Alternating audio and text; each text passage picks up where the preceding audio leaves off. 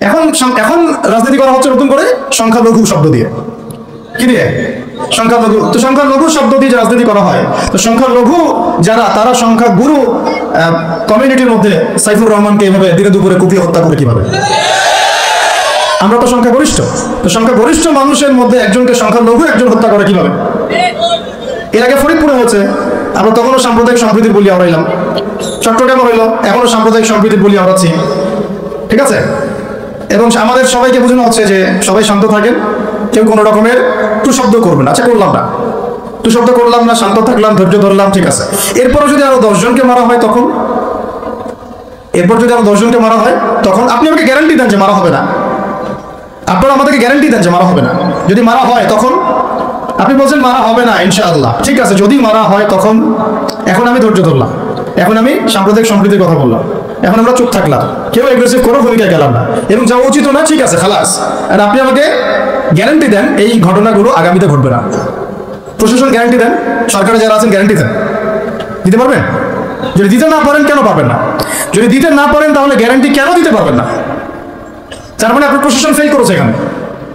সেই ভাইকে হত্যা করা হয়েছে, সেই ভাইয়ের হত্যাকারী যদি 20 জন 30 জন হয়, প্রশাসনের পক্ষে এটা কোনো বিষয় না 30 জনকে কারাগারে নিয়ে আসা এবং আচ্ছা মতো রিমান্ডে সিদ্ধ ডিম ঢোকানো কোনো বিষয় না। রিমান্ডে ওলামায়ে কেরামের পা ভেঙে দিতে পারেন, তাহলে এটা কেন পারছেন না? তাহলে আপনারা আসলে আমাদেরকে কানাকে মক্কা দেখাচ্ছেন, আপনারা কানাকে মক্কা দেখাচ্ছেন, এই তো। এখন যদি গ্যারান্টি না দিতে পারেন তার মানে এই সমস্যাটা থাকতে পারে। গ্যারান্টি না দিতে পারার অর্থই হচ্ছে আপনি নিজেই ভয় পাচ্ছেন, নিজেই আপনি শিওর না যে সমস্যাটা আসবে কিনা। কারণ আপনি জানেন যে আমি সমস্যাটাকে ডিল করতে পারি না, আসতেও পারে, এই জন্য আমি গ্যারান্টি দিতে পারছি না। আমাদের উপদেষ্টাদেরকে বলেন গ্যারান্টি দিতে যে এরকম ঘটনা আগামীকাল কখনো ঘটবে না।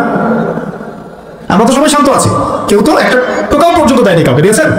আচ্ছা, ঠিক আছে। আবার আমি প্রশ্ন করছি, যদি গ্যারান্টি না দিতে পারে এবং না দিতে পারাটাই তাদের ব্যর্থতা, এবং এর যদি উপযুক্ত বিচার তারা করতে না পারে, না করতে পারাটাই ব্যর্থতা সংখ্যাগরিষ্ঠ মুসলিম রাষ্ট্রে, তাহলে এই ঘটনা যদি আগামী 1 বছরে, 2 বছরে, 5 বছরে আবারও রিপিটেড হয় এবং একজনের জায়গায় 3 জন, 4 জন, 5 জন, 10 জন পর্যন্ত পৌঁছায়, তখন আপনাদের ভাষাটা কি হবে? তখন আপনারা কি ভাষায় কথা বলবেন আর আমাদেরকে কি বুঝাবেন? এটা আমার প্রশ্ন। আরো প্রশ্ন আছে, সাইফুর রহমান যদি আপনার ছেলে হইতো তাহলে কি হতো?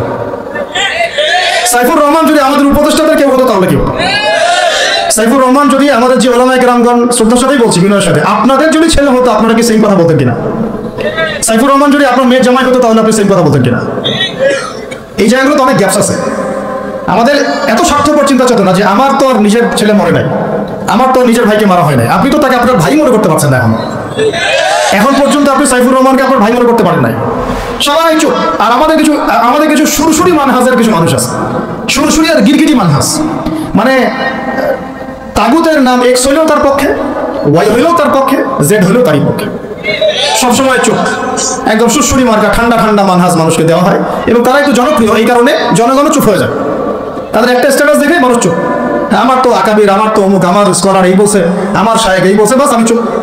আপনি তো নিজের চিন্তাটাকে বিক্রি করে দিয়েছেন মানুষের কাছে, নিজের চিন্তাটাকে আপনি বিক্রি করে দিয়েছেন। তো একটা সেলিব্রিটি স্কলার এসে একটা স্ট্যাটাস দিল যে সবাই শান্ত থাকেন, কেউ কোনো কথা বলবেন না। কেন কথা বলবো না আমি?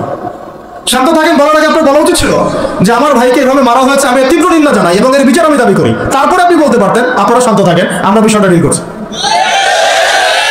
এই যে ব্রেন ওয়াশ, এই যে আমাদের একটা জজবাকে এভাবে দমন করে দেওয়া হচ্ছে, এর ফলাফল কিন্তু আপনাদেরকে ভোগ করতে হবে। আচ্ছা, ঠিক আছে, 10 জন মারা হলে চুপ করে থাকেন, ভালো কথা। আরো 100 জন মারা হলে তখনই কি চুপ করে থাকবেন? যদি একটা জেলার উপর আক্রমণ হয় তখনই কি চুপ করে থাকবেন? আপনারা শয়তান থেকে পালাতে চাচ্ছেন, কিন্তু শয়তান তো আপনাকে ছাড়বে না। আপনি কিছু বলেন আর নাই বলেন, আমি বলছি না এখনই বলেন, আমি বলছি আপনি এই হত্যার উপযুক্ত বিচার আমাদের সামনে নিশ্চিত করুন। জাতির সামনে এই 20-30 জন লোককে হাজির করে প্রকাশ্যে ফাঁসি দিয়ে দেখান যে হ্যাঁ আমরা সাইফুর রহমানের পক্ষে আছি। কিছুই করতে পারেন নাই পর্যন্ত, আপনারা কিছুই করতে পারেন নাই। ফরিদপুরের ঘটনা কিছু করতে পারেন নাই। এরকম ঘটনা বিচ্ছিন্ন না, এরকম ঘটনা বাংলাদেশের লাস্ট 5 বছরে এবং বিগত 15 বছরে অনেকগুলো হয়েছে। কিছু ঘটনা আমরা জেনেছি, কিছু ঘটনা আমরা জানি না, বেশিরভাগই আমরা জানি না। তো এই যে সমস্যাগুলো আমি সিরাত থেকে কেন বলছি, কারণ সিরাতে আপনাকে এগুলো সমাধান দিবে। আর এই বিষয়টা আমাকে খুব পীড়া দিচ্ছে ভিতর থেকে, যেটা আমাদের আচরণ, আমরা যে এত বেশি মানে দাসত্বের একটা ইয়াতে চলে আসছি, মেজাজটা আমাদের দাসত্বের মধ্যে চলে আসছে। আমরা শত্রু চোখে চোখ রেখে কথাই বলতে পারি না। শত্রু চোখে চোখ রেখে কথা না বললে তো সে আমাকে দাম দিবে না। কই, সে তো চায়নার সাথে এসব ডিল করতে পারে না, সে তো ইভেন পাকিস্তানের সাথেও তো পারে না। পাকিস্তানে কি খুব মুসলিমদের ঐক্য আছে নাকি? না, নাই তো। ওর ইন্টারনাল অবস্থা তো আমাদের চেয়ে অনেক সময় খারাপ। কয়েকটা পারমাণবিক বোম আছে, এই কারণে তার দিকে তাকাতে পারে না। স্বাধীনতার 50 বছরে কয়টা মিসাইল তৈরি করলেন? একটাও তো তৈরি করার ফিকির করলেন। তাহলে বিগত 50 বছরের ইতিহাস যদি আমরা ঘাঁটি, তাহলে দেখবো যে যত রকমের মানব রচিত তন্ত্রমন্ত্র আছে, এই তথাকথিত গণতন্ত্রই বলেন, আর এই জাতীয়তাবাদের কথাই বলেন, আর এই তথাকথিত ধর্মনিরপেক্ষতাবাদ, আর এই কমিউনিজম যা আছে সব ফেল করেছে। পশ্চিমা সব মতবাদ এখানে এমন ভাবে ফেল করেছে যেটা ইতিহাসে বিরল। তাহলে একটা মাত্র পথ আপনাদের সামনে এখন খোলা আছে, যেই পথ দিয়ে এই সমস্ত সমস্যার সলিউশন আনা সম্ভব। সেই পথটাই হচ্ছে ওই যে লেখা আছে, সিরার আলোকে উম্মার সংকট নিরসন কর। ওই সিরাতের আলোকে যদি উম্মার সংকট নিরসন করতে না পারি, আর কোনো রাস্তা আমাদের সামনে খোলা নাই। দিন কায়েমের শর্ত 3টা বলেছেন না? 3 নম্বর শর্তটাই হচ্ছে এটা যদি ইবাদত হয়, দিন কায়েম যদি একটা ইবাদত হয়ে থাকে, তাহলে সেই ইবাদত কবুল হবে শুধু একজন ব্যক্তির তরিকায়। কার তরিকায়?